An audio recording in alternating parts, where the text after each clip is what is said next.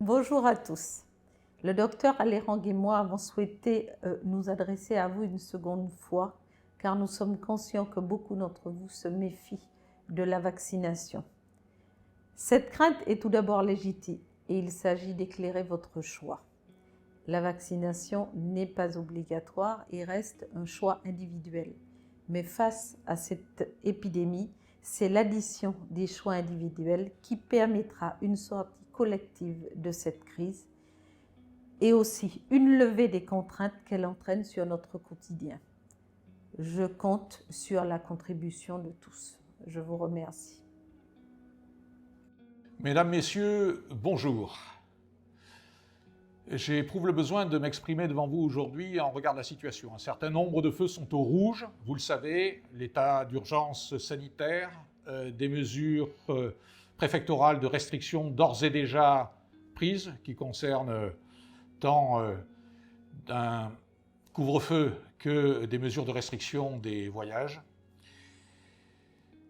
Et tout cela parce que nous avons affaire à Saint-Barthélemy, comme sur les îles alentours et dont nous dépendons, à un virus variant Delta qui est beaucoup plus transmissible que ses cousins d'avant. Aujourd'hui, le virus Delta, il représente 98% des virus lorsqu'on fait un criblage génétique. On sait qu'il est... La charge virale est 1200 fois supérieure à celle des cousins précédents et que sa transmissibilité est par conséquent infiniment plus importante. On se retrouve donc dans une situation où nous voyons tous les jours des cas Covid.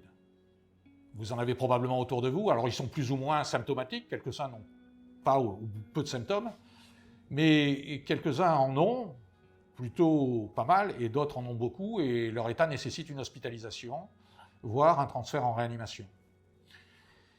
Vous remarquerez également que les gens qui sont touchés sont de plus en plus jeunes. Alors la population jeune résiste, mais elle ne résiste pas si bien que ça. Par contre, le risque, c'est que nous avons une part de la population qui est plus âgée, qui a 45, 50, 55, 60 ans. Or, non vaccinée, c'est une population à risque plus. Et je souhaite attirer votre attention là-dessus, parce que ça, ce sont vraiment des feux qui sont au rouge. Au jour d'aujourd'hui, le risque épidémique, s'il est mesuré sur le plan